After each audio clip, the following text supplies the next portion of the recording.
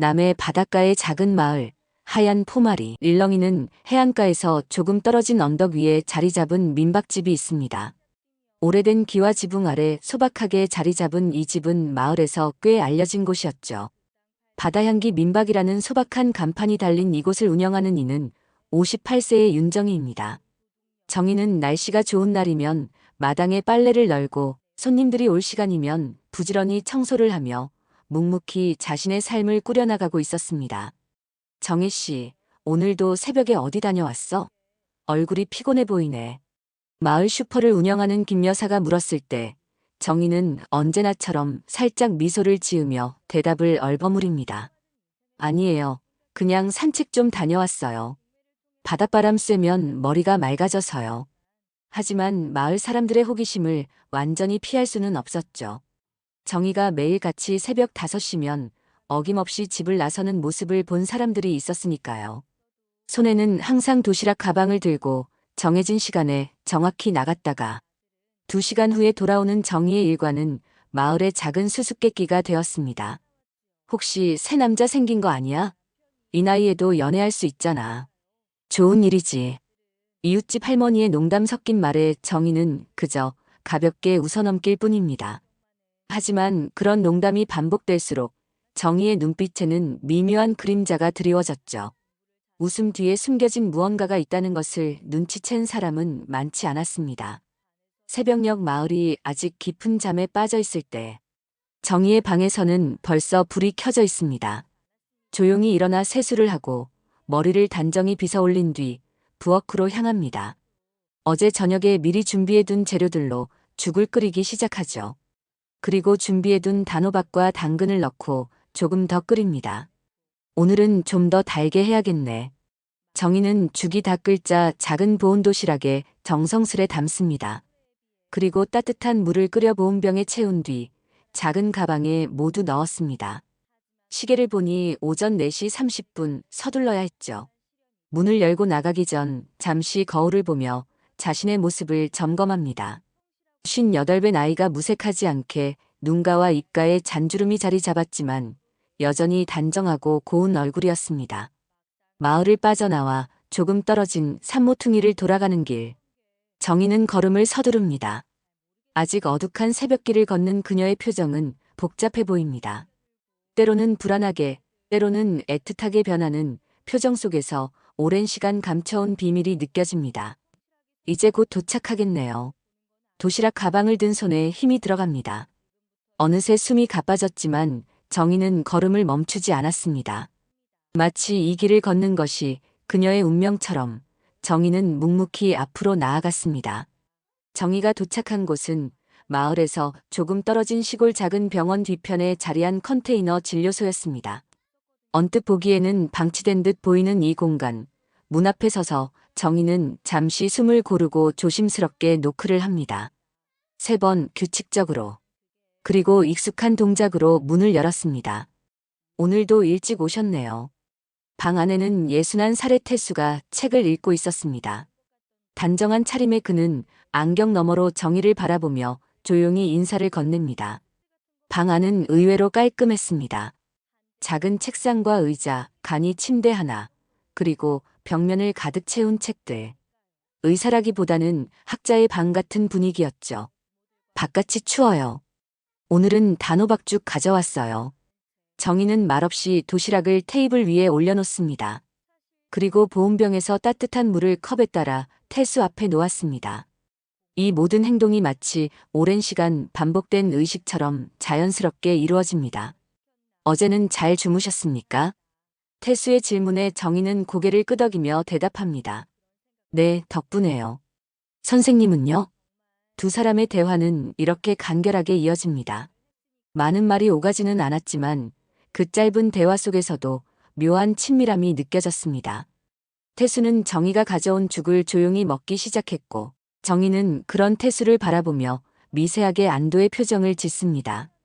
창밖으로 동이 트기 시작했습니다. 점점 밝아오는 하늘을 바라보며 정희는 생각에 잠깁니다. 이렇게 새벽마다 누군가를 찾아가는 자신의 모습이 마을 사람들에게 어떻게 비춰질지, 그것이 딸 유리에게 알려진다면 어떤 반응을 보일지. 그런 생각들이 정희의 마음을 무겁게 했습니다. 요즘 환자들은 좀 어떠신가요? 태수는 잠시 죽을 먹다가 정희의 질문에 대답합니다. 많이 줄었어요. 이제는 정기적으로 오는 몇 분만 진료하고 있습니다. 대부분 큰 병원으로 옮겼으니까요. 태수의 말에는 씁쓸함이 묻어났습니다. 한때는 많은 환자들로 붐볐을 이 진료소가 이제는 거의 문을 닫을 지경에 이른 것이었죠. 하지만 태수는 여전히 이곳을 지키고 있었습니다. 곧 유리가 올 거예요. 서울에서 휴가를 냈대요. 정희의 말에 태수의 손이 잠시 멈칫했습니다. 그의 눈빛이 미묘하게 변하는 것을 정희는 놓치지 않았지만 더 이상의 말은 꺼내지 않았습니다. 단지 창밖으로 점점 밝아오는 하늘을 바라볼 뿐입니다. 그렇군요. 많이 컸겠네요. 태수의 목소리에는 잠시 감정이 실렸다가 사라집니다. 그는 도시락을 비우고 정성스럽게 뚜껑을 닫았습니다. 항상 감사합니다, 정희 씨. 정희는 빈 도시락을 가방에 넣으며 미소 짓습니다. 그리고 자리에서 일어나 떠날 준비를 했습니다. 이것이 두 사람의 일상이었습니다. 매일 새벽 짧은 만남과 간결한 대화. 그리고 각자의 자리로 돌아가는 것. 두 사람 사이에는 말로 표현하지 않는 무언가가 있었습니다. 내일 뵙겠습니다. 정희는 문을 나서며 마지막 인사를 건넸습니다. 태수는 고개를 끄덕이는 것으로 답했습니다. 그리고 정희가 떠난 후 태수는 오랫동안 정희가 나간 문을 바라보았습니다. 그의 눈빛 속에는 말로 표현할 수 없는 복잡한 감정이 서려 있었습니다. 정희는 다시 오던 길을 되돌아 민박집으로 향합니다. 이제 마을이 깨어나기 시작할 시간, 그녀는 자신의 일상으로 돌아가 오늘 하루도 묵묵히 살아갈 것입니다. 하지만 그녀의 마음 한편에는 언제나 태수를 향한 복잡한 감정이 자리하고 있었습니다. 마을의 작은 성당, 햇살이 스테인드 글라스를 통과해 아름다운 빛깔로 내부를 물들이고 있었습니다. 정희는 고해소 앞에서 잠시 망설이다가 문을 열고 들어갔습니다. 어두운 공간 속에서 목소리만 들리는 신부님의 존재가 묘하게 안심이 되었습니다. 오랜만이네요, 정희 씨. 무슨 일이 있으신가요? 정희는 깊은 숨을 들이쉰 후 조심스럽게 입을 열었습니다. 신부님, 제가 매일 새벽에 찾아가는 그 사람. 그분은 전 남편의 친형이에요. 진우 씨의 형. 고백하는 순간 정희의 목소리가 미세하게 떨렸습니다. 20년 동안 가슴에 묻어두었던 비밀을 처음으로 누군가에게 말하는 순간이었으니까요. 그렇군요. 신부님의 차분한 목소리가 이어졌습니다. 그분을 찾아가는 이유가 있으신가요? 정희는 한동안 말이 없었습니다. 그저 자신의 손가락을 꼬고 있었죠. 그리고 천천히 과거의 기억을 더듬기 시작했습니다. 20년 전 저는 남편의 폭력에서 도망쳐 딸 유리를 데리고 이 마을로 왔어요. 아무도 모르는 곳에서 새 삶을 시작하고 싶었거든요. 정희의 목소리에는 오랜 상처의 흔적이 묻어났습니다. 어둠 속에서 신부님은 조용히 그녀의 이야기를 들었습니다. 진우 씨는 술만 마시면 달라졌어요. 처음엔 저만 괴롭히다가 나중엔 어린 유리까지. 더는 참을 수 없었습니다. 정희는 잠시 목소리를 가다듬었습니다. 너무 오래된 기억이지만 여전히 가슴이 아팠습니다. 그래서 도망쳤죠. 법적으로 이혼하고 유리의 성도 바꿨어요. 아무도 우리를 찾지 못하게요. 창문으로 새어 들어오는 햇살이 정희의 얼굴을 비춥니다. 그 빛 속에서 그녀의 눈에 눈물이 맺혔습니다. 그런데 7년 전 진우 씨가 병으로 세상을 떠났다는 소식을 들었어요. 그때까지만 해도 저는 그를 용서하지 못했습니다. 정희는 잠시 숨을 고르며 계속했습니다. 그리고 몇 년 후 이 성당에서 우연히 태수 씨를 만났어요. 처음엔 너무 놀라 도망가려 했지만 그분은 달라져 있었어요. 병원에서 일하며 봉사활동도 하고 고해소 안은 침묵으로 가득 찼습니다. 신부님은 인내심 있게 정희의 이야기가 이어지기를 기다렸습니다. 태수 씨는 제게 진우 씨의 마지막을 이야기해 주었어요. 그리고 진우 씨가 우리에게 한 일들을 알고 얼마나 후회했는지도요. 처음엔 믿기 힘들었지만 정희의 목소리가 갈라졌습니다. 그러던 어느 날 태수 씨가 병에 걸렸다는 소식을 들었어요. 혼자 컨테이너에서 지내며 제대로 된 식사도 못하고 있다고요. 그래서 도시락을 만들어 갔습니다. 정희는 마지막 말을 하기 전에 잠시 망설였습니다. 그저 그분이 잘 지내길 바라는 마음입니다. 이것이 죄일까요, 신부님? 신부님은 조용히 대답했습니다. 정혜 씨, 용서와 자비는 우리가 가져야 할 가장 중요한 덕목입니다. 그것을 실천하는 당신의 행동에 죄가 있을 리 없습니다. 정희의 눈에서 눈물이 흘러내렸습니다. 오랜 시간 가슴에 품어왔던 무게가 조금은 가벼워지는 느낌이었습니다. 하지만 딸아이에게는 아직 말하지 못했어요. 어떻게 설명해야 할지. 신부님의 따뜻한 목소리가 다시 이어졌습니다. 때가 오면 알게 될 것입니다. 진실은 언제나 그 자리에 있으니까요. 고해를 마치고 나온 정희는 성당 밖으로 나왔습니다. 봄볕이 따스하게 그녀를 감쌌습니다. 하지만 그녀의 마음 한편에는 여전히 불안이 자리하고 있었습니다. 딸 유리가 곧 돌아온다는 사실이 그녀를 긴장시켰으니까요. 과연 유리는 어머니의 비밀을 어떻게 받아들일까? 정희는 무거운 발걸음으로 민박집을 향해 걸어갔습니다. 민박집 마당에 택시 한 대가 멈춰 섰습니다. 30살의 유리가 큰 가방을 들고 내렸습니다. 짧게 자른 단발머리에 세련된 차림의 유리는 도시 생활을 오래 한 티가 났습니다. 정희는 현관문 앞에서 딸을 반갑게 맞이했습니다. 유리야, 잘 왔다. 많이 피곤하지? 방은 다 준비해놨어. 유리는 어머니를 보며 환하게 웃었습니다. 두 사람은 오랜만에 만난 반가움에 서로를 꼭 안았습니다. 엄마, 살 좀 빠졌네요. 잘 챙겨 드세요. 정희는 딸의 걱정에 손사래를 치며 웃었습니다. 괜찮아. 오히려 너무 바쁘게 살다가 쉬러 온 너가 더 걱정이다. 들어와서 좀 쉬렴. 유리는 짐을 방에 놓고 집안을 둘러보았습니다. 오랜만에 보는 고향집은 변함없이 아늑했습니다. 창문으로 보이는 바다와 소박한 가구들, 그리고 정성스레 가꾼 화분들까지. 이곳은 여전히 유리에게 안식처였습니다. 엄마, 저 잠깐 씻고 올게요. 이따가 이야기 많이 나눠요. 유리가 욕실로 향하는 동안 정희는 부엌에서 딸이 좋아하는 음식을 준비하기 시작했습니다. 오랜만에 딸과 함께하는 시간을 생각하니 마음이 설렜습니다. 하지만 한편으로는 불안했습니다. 태수에 관한 이야기를 어떻게 꺼내야 할지, 혹은 꺼내지 않고 비밀로 남겨둘지.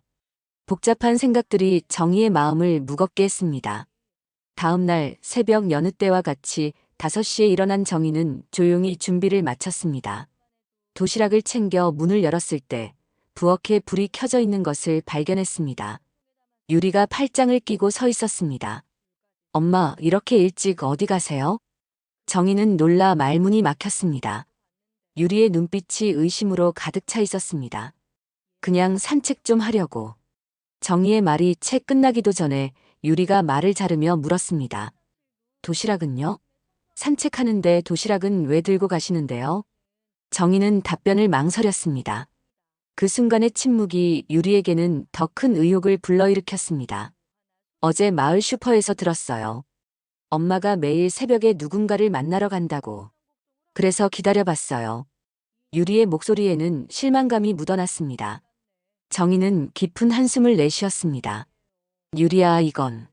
그때 유리의 휴대폰이 울렸습니다. 유리 친구의 목소리가 들렸습니다. 유리야, 너 알아? 내 엄마가 만나는 사람, 그 사람 알아봤어. 의사 선생님이래. 근데 그 사람 너희 아빠 친형이라던데? 어떻게 된 거야? 유리의 얼굴이 창백해졌습니다. 전화를 끊고 어머니를 노려보는 유리의 눈에 분노가 서렸습니다. 무슨 소리예요? 삼촌을 만난다니? 어떻게 아빠 죽고 나서 그 사람을 만나요? 정희는 입을 다물었습니다. 말하고 싶은 것이 많았지만 딸의 분노 앞에서 어떤 말도 나오지 않았습니다. 대답해봐요. 왜 그 사람을 만나는 거예요? 아빠한테 그렇게 상처받고도. 정희는 조용히 앉아 딸의 분노를 받아냈습니다. 유리의 격앙된 목소리가 집안에 울려 퍼졌습니다. 알아요? 내가 얼마나 힘들었는지. 아빠 기억도 거의 없는데 그냥 폭력적인 사람이었다는 것만 기억해요. 그런데 지금 와서 그 사람 가족을 만나다니. 유리는 말을 잇지 못하고 흐느꼈습니다. 정희는 딸에게 다가가려 했지만 유리는 몸을 뒤로 물렸습니다. 제가 서울로 돌아가기 전까지만이라도 제발 그 사람 만나지 말아주세요. 그것이 유리의 마지막 말이었습니다. 그녀는 방으로 들어가 문을 쾅 닫았습니다. 정희는 한동안 그 자리에 서서 움직이지 못했습니다. 손에 들린 도시락이 무겁게 느껴졌습니다. 그날 오후 유리는 마을로 나갔다가 늦게 돌아왔습니다. 그녀의 표정이 더욱 어두워져 있었습니다. 정희가 걱정스레 물었을 때 유리는 떨리는 목소리로 말했습니다. 엄마, 오늘 이상한 이야기를 들었어요. 아빠가 돌아가시기 전에 그 삼촌이 마지막으로 병실에 있었대요. 정희의 얼굴이 창백해졌습니다. 유리의 말이 이어졌습니다. 내일 서울로 돌아갈게요. 여기 있을 수가 없어요. 다음 날 아침 유리는 짐을 싸고 있었습니다. 정희는 딸의 방문 앞에서 망설이다 조심스럽게 노크를 했습니다. 유리야, 잠깐 이야기 좀 할 수 있을까? 방 안에서는 대답이 없었습니다. 정희는 한숨을 쉬며 부엌으로 향했습니다. 아침 식사를 준비하면서도 그녀의 마음은 무거웠습니다. 어떻게 딸에게 설명해야 할지, 태수와의 관계를 어떻게 이해시켜야 할지, 복잡한 생각들이 머릿속을 맴돌았습니다. 그때 현관문이 열리는 소리가 들렸습니다. 유리가 나가려는 모양이었습니다. 유리야, 아침 먹고 가렴. 정희의 말에 유리는 잠시 멈춰 섰습니다. 그리고 천천히 돌아서서 부엌으로 향했습니다. 식탁에 앉은 두 사람 사이에는 무거운 침묵이 흘렀습니다. 엄마, 난 오늘 서울로 돌아갈 거예요. 하지만 그 전에 확인하고 싶은 게 있어요. 유리의 목소리는 차분했지만 그 안에는 깊은 결의가 담겨 있었습니다. 정희는 딸을 바라보며 기다렸습니다. 병원에 가볼 거예요. 그 삼촌이 정말 어떤 사람인지 알아봐야겠어요. 정희는 놀라서 자리에서 일어났습니다. 유리야, 그럴 필요 없어. 내가 설명할게. 하지만 유리는 이미 결심한 듯 했습니다. 아니에요. 제가 직접 확인해야겠어요. 엄마의 말만 들을 수는 없어요. 유리는 밥을 몇 숟갈 먹고는 자리에서 일어났습니다. 정희는 딸을 막을 수 없었습니다. 그저 불안한 마음으로 유리가 나가는 모습을 지켜볼 뿐이었습니다. 병원 근처에 도착한 유리는 잠시 망설였습니다. 그리고 용기를 내어 병원 안으로 들어갔습니다. 안내 데스크에 서 있던 중년의 간호사가 유리를 알아보고 반갑게 인사했습니다. 아, 정희 씨 딸이죠? 오랜만이네요. 서울에서 잘 지내고 있다고 들었어요. 유리는 억지로 미소를 지으며 고개를 끄덕였습니다. 그리고 조심스럽게 물었습니다. 저기 이 병원 뒤에 있는 진료소에 대해 물어봐도 될까요? 거기 계신 선생님에 대해서요. 간호사의 표정이 미묘하게 변했습니다. 그녀는 주변을 살피더니 목소리를 낮추었습니다. 태수 선생님 말이죠. 그분은 우리 병원에서 오래 일하셨어요. 하지만 지금은 그냥 뒤에서 조용히 지내시죠. 유리는 더 깊이 물어보고 싶었지만 망설였습니다. 그때 옆에서 청소를 하던 나이 든 여성이 끼어들었습니다. 그 선생님 말이에요? 좋은 분이시죠. 하지만 소문이 안 좋아서. 간호사가 그 여성을 날카롭게 쳐다보며 제지했습니다. 김 씨, 그런 이야기 함부로 하면 안 돼요. 하지만 유리의 호기심은 이미 자극되었습니다. 어떤 소문인데요? 제발 알려주세요. 저는 알아야 해요. 두 여성은 서로 눈빛을 교환했습니다. 그리고 간호사가 유리를 조용한 휴게실로 안내했습니다. 유리 씨, 이건 그냥 소문일 뿐이에요. 확인된 것은 아니니까 너무 신경 쓰지 마세요. 간호사는 깊은 한숨을 내쉬고 이야기를 시작했습니다. 나도 병원 친구한테 소문으로 들은 건데 7년 전 당신 아버지가 말기암으로 치료받으실 때 엄청 고통스러워 하셨대요. 유리는 긴장한 표정으로 고개를 끄덕였습니다. 아버지에 대한 기억은 거의 없었지만 그가 암으로 세상을 떠났다는 사실은 알고 있었습니다. 유리 씨 아버지는 극심한 통증 때문에 나쁜 시도를 한 적이 있었대요. 그래서 병원에서는 특별 보호 조치를 취했죠. 항상 누군가가 지켜보고 있었답니다. 간호사의 목소리가 점점 작아졌습니다. 그런데 이상하게도 태수 선생님이 마지막으로 병실에 있었던 날 밤 유리 씨 아버지가 유리의 심장이 빠르게 뛰기 시작했습니다. 간호사의 말이 이어졌습니다. 다음 날 아침 유리 씨 아버지는 이미 돌아가신 상태였어요. 병원에서는 자연사로 처리했지만 몇몇 사람들은 의심했어요. 특히 진통제가 비정상적으로 많이 투여된 흔적이 있었거든요. 청소부 아주머니가 끼어들었습니다. 그리고 그날 밤 태수 선생님이 병실에서 나오는 걸 봤대요. 얼굴이 너무 창백해서 꼭 유령 같았대. 유리는 숨을 쉬기 힘들 정도로 충격을 받았습니다. 그녀의 머릿속에서는 여러 생각이 복잡하게 얽혔습니다. 어머니가 아버지를 죽게 한 사람과 관계를 맺고 있다는 사실이 그녀를 분노로 가득 채웠습니다. 그래서 삼촌이 아버지의 죽음을 도왔다는 건가요? 간호사는 급하게 고개를 저었습니다. 아니, 확실한 건 아니에요. 그냥 소문일 뿐이라니까요. 태수 선생님은 정말 좋은 분이셨어요. 환자들을 위해 밤낮으로 일하시던 분인데. 하지만 유리의 귀에는 더 이상 변명이 들리지 않았습니다. 그녀는 자리에서 벌떡 일어났습니다. 감사합니다. 이제 알겠어요. 유리는 병원을 빠져나와 빠른 걸음으로 민박집을 향했습니다. 머릿속은 혼란스러웠습니다. 어머니에게 이 사실을 어떻게 말해야 할지, 혹은 말해야 할지조차 확신이 서지 않았습니다. 하지만 한 가지는 분명했습니다. 어머니가 매일 새벽에 찾아가는 사람이 아버지의 죽음과 관련이 있을지도 모른다는 사실. 비록 미워했던 아버지였지만 그렇다고 이 사실을 그냥 넘어갈 순 없었어요.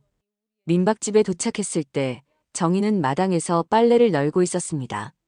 딸을 보자 반가운 표정을 지었지만 유리의 얼굴을 보고 곧 표정이 굳어졌습니다. 유리야, 무슨 일 있니? 유리는 어머니 앞에 서서 떨리는 목소리로 물었습니다. 엄마, 혹시 알고 만나는 거예요? 아빠 죽음에 그 사람이 연루됐다는 소문이. 정희의 얼굴에서 핏기가 싹 가셨습니다. 빨래 바구니를 떨어뜨리며 그녀는 뒤로 한 걸음 물러섰습니다. 무슨 소리니? 그게 무슨. 유리는 병원에서 들은 이야기를 모두 털어놓았습니다. 말을 마치고 나서야 그녀는 어머니의 상태를 제대로 볼 수 있었습니다. 정희는 마치 모든 힘이 빠진 것처럼 마당 의자에 주저앉았습니다. 그런 일이. 정희도 혼란에 빠진 듯 했습니다. 그녀의 눈에 눈물이 고이기 시작했습니다. 나는 몰랐어. 정말 몰랐어. 유리는 어머니의 반응을 보고 더욱 확신했습니다. 그 소문이 사실일지도 모른다는 가능성이 그녀를 두렵게 했습니다. 엄마, 난 서울로 돌아갈게요. 당분간은 연락하지 말아주세요. 유리의 냉정한 말에 정희는 아무 말도 하지 못했습니다. 그저 딸이 집으로 들어가 짐을 싸는 모습을 바라볼 뿐이었습니다. 그리고 얼마 후 유리는 택시를 타고 떠났습니다. 마지막 인사도 없이. 혼자 남은 정희는 한동안 마당 의자에 앉아 움직이지 못했습니다. 그녀의 마음속에는 의문이 가득했습니다. 정말 태수가 진우의 죽음에 관여했을까? 만약 그렇다면 그 이유는 무엇이었을까? 그녀는 오랫동안 알고 지냈던 태수에 대한 신뢰와 새롭게 들은 소문 사이에서 혼란스러웠습니다. 정희는 결심했습니다. 내일 새벽 평소처럼 태수를 찾아가 직접 물어볼 것입니다. 그것이 그녀가 할 수 있는 유일한 일이었습니다. 다음 날 새벽 정희는 평소보다 일찍 일어났습니다. 하지만 이번에는 도시락을 준비하지 않았습니다. 그저 단정히 옷을 갈아입고 가방을 들고 집을 나섰습니다. 걸음은 평소보다 무거웠고 마음은 복잡했습니다. 태수를 만나 무슨 말을 해야 할지, 어떻게 물어봐야 할지. 수없이 많은 생각들이 그녀의 머릿속을 맴돌았습니다. 컨테이너 진료소에 도착했을 때 의외로 불이 켜져 있었습니다. 정희는 조심스럽게 노크를 했습니다. 문이 열리고 태수가 나타났습니다. 그의 얼굴에는 피곤함이 가득했습니다. 정희 씨, 오늘은 일찍 오셨네요. 태수는 정희를 안으로 초대했습니다. 정희는 망설이다가 들어갔습니다. 진료소 안은 평소와 같았지만 공기는 무겁게 느껴졌습니다. 오늘은 도시락이 없네요. 태수의 말에 정희는 고개를 숙였습니다. 그리고 조용히 입을 열었습니다. 태수 씨, 물어볼 게 있어요. 태수는 정희의 심각한 표정을 보고 자리에 앉았습니다. 그리고 고개를 끄덕였습니다. 진우 씨가 죽기 전 마지막으로 병실에 있었던 게 당신이라는 이야기가 있어요. 그리고 정희는 말을 잇기 어려웠습니다. 하지만 꼭 알아야 했습니다. 그리고 진우 씨의 죽음에 당신이 관여했다는 소문이 있어요. 사실인가요? 태수의 표정이 굳어졌습니다. 그의 눈에는 깊은 슬픔이 서렸습니다. 오랜 침묵 끝에 그가 말을 이었습니다. 소문이 퍼졌군요. 언젠가는 이런 날이 올 거라고 생각했습니다. 정희의 심장이 빠르게 뛰기 시작했습니다. 태수의 말이 계속되었습니다. 진우는 정말 많이 아팠어요. 말기암의 고통은 상상을 초월합니다. 진통제로도 통증을 완화할 수 없는 지경이었죠. 태수의 목소리가 떨렸습니다. 그날 밤 진우가 저를 불렀어요. 형, 더는 못 버티겠어. 나 그냥 자게 해줘. 그렇게 울면서 호소했습니다. 정희의 눈에서 눈물이 흘러내렸습니다. 태수는 계속해서 과거를 회상했습니다. 의사로서, 형으로서. 저는 그 부탁을 들어줄 수 없었어요. 그건 불법이고 윤리적으로도 용납할 수 없는 일이니까요. 태수는 잠시 숨을 고르며 말을 이었습니다. 하지만 진우는 제가 자리를 비운 사이에 이미 준비해둔 과다한 양의 진통제를 복용했습니다. 제가 돌아왔을 때는 이미 태수의 눈에서도 눈물이 흘러내렸습니다. 저는 그 자리에 얼어붙었어요. 동생이 제 눈앞에서 생을 마감하는데 아무것도 할 수 없었습니다. 의사로서의 제 능력도 형으로서의 책임감도 모두 소용없었죠. 정희는 충격에 휩싸여 말을 잇지 못했습니다. 태수의 고백이 계속되었습니다. 그 후 병원에서 조사가 있었어요. 하지만 저는 진우가 스스로 선택한 일이라고 말하지 못했습니다. 그것이 밝혀지면 진우의 이름에 오점이 생길 것 같았거든요. 그래서 그저 자연사로 처리되도록. 태수는 고개를 숙이며 말을 마쳤습니다. 그것이 제 평생의 죄입니다. 동생을 구하지 못했고 진실을 말하지도 못했죠. 침묵이 흘렀습니다. 정희와 태수는 서로를 바라보지 못한 채 각자의 생각에 잠겨 있었습니다. 밖에서는 비가 내리기 시작했습니다. 빗소리만이 컨테이너 안을 채웠습니다. 그때 갑작스럽게 문이 열렸습니다. 유리가 비에 흠뻑 젖은 채로 서 있었습니다. 그녀는 서울로 떠나지 않고 이곳에 머물러 있었던 것입니다. 다 들었어요. 유리의 목소리는 떨렸지만 확고했습니다. 그녀는 태수를 똑바로 바라보았습니다. 정말인가요? 아버지가 스스로 그런 선택을 했다는 게. 태수는 고개를 끄덕였습니다. 맞아, 진우는 마지막까지 자신의 선택을 했어. 하지만 그것이 나의 죄를 덜어주지는 않겠지. 내가 더 잘 살폈어야 했으니까. 유리는 천천히 태수에게 다가갔습니다. 그리고 조용히 말했습니다. 유리야, 내가 지켜주지 못했어. 그게 내 평생 죄였어. 태수의 진심 어린 고백에 유리의 눈에서도 눈물이 흘러내렸습니다. 셋은 오랜 시간 이야기를 나눴습니다. 과거의 상처와 오해, 그리고 용서에 관한 이야기를. 폭풍이 지나간 후에야 비로소 진실이 그 모습을 드러낸 것처럼 세 사람의 관계도 새로운 국면을 맞이하게 되었습니다. 다음 날 아침 민박집의 부엌에서는 오랜만에 활기찬 소리가 들렸습니다.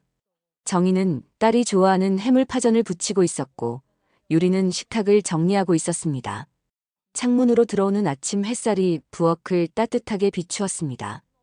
유리야, 이거 좀 가져다 놓을래? 정희가 간장 종지를 건네자 유리는 미소 지으며 받았습니다. 어제의 폭풍 같은 대화 이후 모녀 사이에는 묘한 평화가 찾아왔습니다. 오랜 시간 말하지 못했던 이야기들이 모두 터져나온 후의 편안함이었을까요? 엄마, 이따 태수 삼촌도 오신대요? 유리의 질문에 정희는 잠시 멈칫했다가 고개를 끄덕였습니다. 응, 아침 먹으러 오신대. 괜찮니? 유리는 조금 망설이다가 대답했습니다. 네, 괜찮아요. 어제 이야기를 다 들었으니까요. 정희는 딸의 변화를 느끼며 조심스럽게 물었습니다. 정말 괜찮은 거니? 어제까지만 해도 많이 화가 났잖아. 유리는 잠시 창밖을 바라보다가 천천히 말을 이었습니다. 사실 아직도 모든 게 정리된 건 아니에요. 하지만 삼촌의 이야기를 들으니 제가 알지 못했던 아빠의 모습을 알게 된 것 같아요. 아프고 고통스러웠던 아빠의 마지막을. 유리의 목소리가 살짝 떨렸습니다.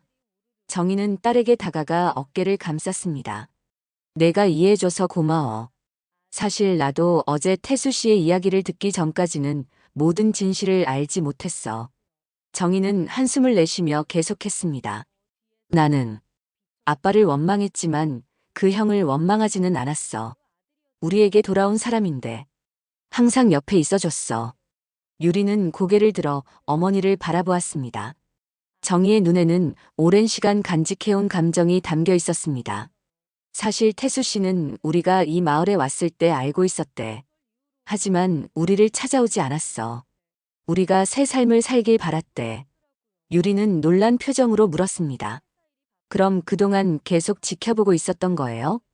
정희는 고개를 끄덕였습니다. 그래. 그리고 내가 성당에서 우연히 만났을 때도 먼저 알아보고도 모른 척했대.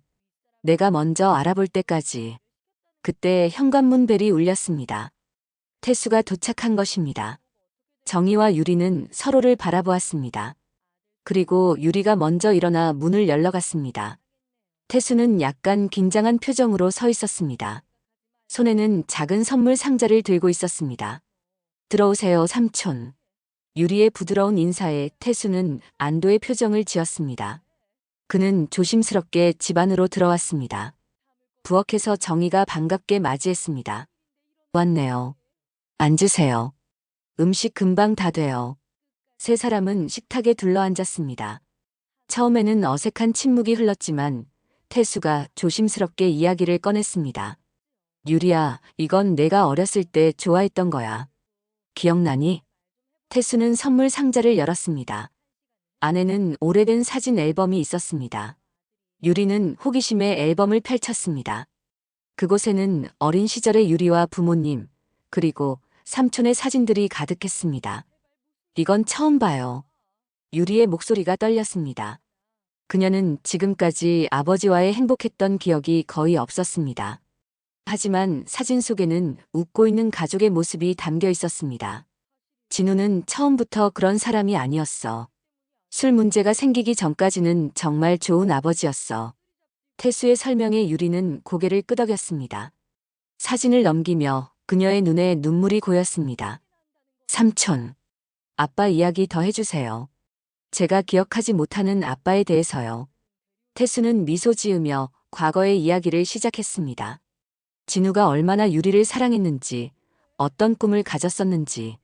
세 사람은 음식을 나누며 오랜 시간 이야기를 나눴습니다. 식사를 마치고 유리는 처음으로 소파에 앉아 태수와 어머니를 바라보며 울먹였습니다. 모르고 있었어요. 이런 이야기들을. 아빠가 그렇게 되기 전의 모습을. 태수는 조카의 손을 잡았습니다. 내 잘못이 아니야, 유리야. 어른들의 문제였어. 우리가 제대로 해결하지 못해서. 정희도 딸에게 다가가 안아주었습니다.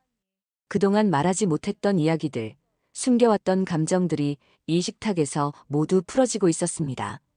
죄책감, 오해, 침묵의 용서가 한 식탁에서 녹아내리는 순간이었습니다. 이제 우리 함께 앞으로 나아가자. 정희의 말에 유리와 태수는 고개를 끄덕였습니다. 오랜 시간 각자의 마음속에 묻어두었던 상처들이 조금씩 치유되는 느낌이었습니다. 그리고 세 사람은 서로를 바라보며 미소 지었습니다. 새로운 시작을 향한 첫걸음을 함께 내딛는 순간이었습니다. 한 달 후, 남해의 아침은 여전히 고요했습니다. 하지만 민박집에서는 조금 다른 풍경이 펼쳐지고 있었습니다.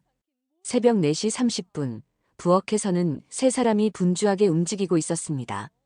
유리야, 이거 좀 담아줄래?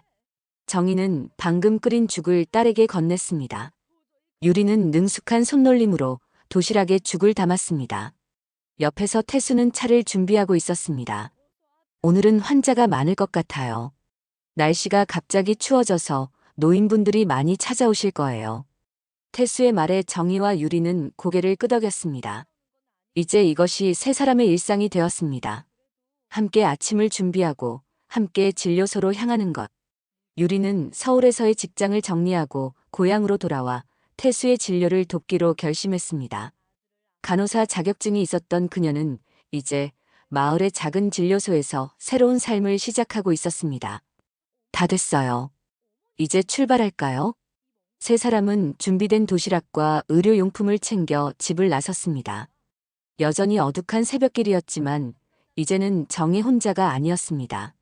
옆에는 유리 그리고 태수가 함께 걷고 있었습니다. 아, 저기 보세요. 별이 정말 예쁘네요. 유리가 가리킨 하늘에는 밝은 별들이 반짝이고 있었습니다. 세 사람은 잠시 걸음을 멈추고 하늘을 바라보았습니다. 내 아버지가 좋아했던 별이야. 태수의 말에 유리는 미소 지었습니다. 이제 아버지에 대한 이야기가 더 이상 아픔으로 다가오지 않았습니다. 그저 그리움과 따뜻함으로 느껴질 뿐이었습니다. 병원 진료소에 도착하자 태수는 열쇠로 문을 열었습니다. 그리고 불을 켰습니다. 예전에 허름한 컨테이너 진료소는 이제 조금 달라져 있었습니다. 유리와 정희의 손길로 정돈된 공간, 새로 들여온 의료기구들, 그리고 벽에 걸린 아이들의 그림들. 그 모든 것이 이제 이들에게 평화로 다가왔습니다. 오늘도 귀한 시간 내어 끝까지 시청해주신 구독자 여러분 진심으로 감사드립니다. 구독과 좋아요 눌러주시면 부자 되실 거예요.